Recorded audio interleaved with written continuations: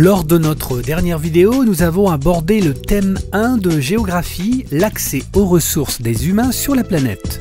Nous allons aborder aujourd'hui le thème 2 du programme, les sociétés et les risques. Comment les anticiper, comment réagir, comment se coordonner et s'adapter. Les sociétés doivent faire face à des catastrophes de plus en plus fréquentes. La croissance démographique, le développement des grandes villes et la dégradation de l'environnement augmentent les risques et les populations doivent s'adapter.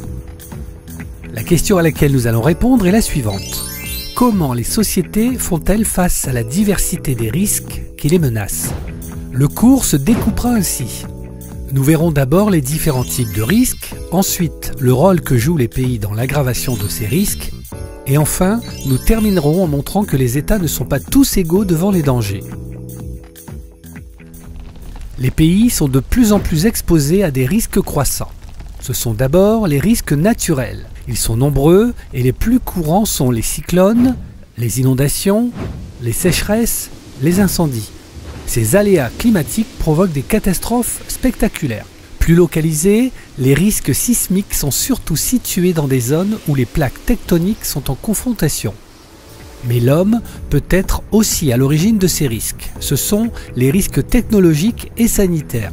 Les risques industriels sont plus nombreux dans les pays développés. Ils peuvent se combiner avec les risques naturels, par exemple au Japon, à Fukushima. Par ailleurs, la circulation croissante des personnes contribue à la diffusion de maladies infectieuses. On le voit, l'activité humaine amplifie le risque de catastrophe. Des sociétés qui aggravent les risques. Construire, aménager peut avoir des conséquences sur la stabilité du terrain ou de l'environnement. La déforestation et l'imperméabilisation des sols liés à l'urbanisation favorisent des inondations et des glissements de terrain. D'autre part, la concentration des hommes en bord de mer conduit à occuper des espaces dangereux. Il faut ajouter que le changement climatique peut amplifier ces risques. Comme le constate le GIEC, le groupe d'experts intergouvernemental sur l'évolution du climat, le réchauffement climatique est global. Les événements extrêmes sont de plus en plus nombreux, les glaciers fondent et le niveau des mers s'élève. Le système environnemental planétaire est fragilisé. Mais on constate que les pays sont inégalement vulnérables. Dans les pays développés, il existe des systèmes de prévision et de prévention.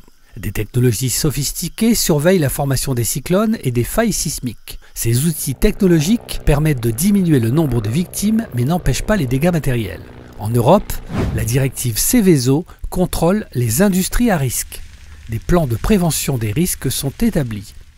Dans les pays en développement, la gestion des risques est difficile.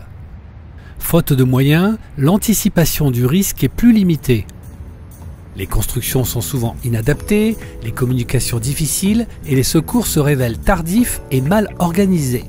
La reconstruction dépend beaucoup de l'aide de l'ONU et des ONG. Que faut-il retenir de ce thème? Les pays sont de plus en plus exposés aux risques. Ces risques sont naturels et technologiques.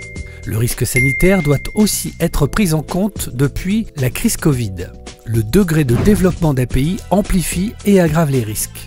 Dans les pays développés, les systèmes de prévention et de prévision sont plus efficaces et réduisent le nombre de victimes.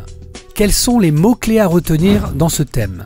Aléa, c'est un événement qui a une probabilité plus ou moins forte de se produire. Un risque, danger ou menace pouvant affecter une population et bouleverser une société.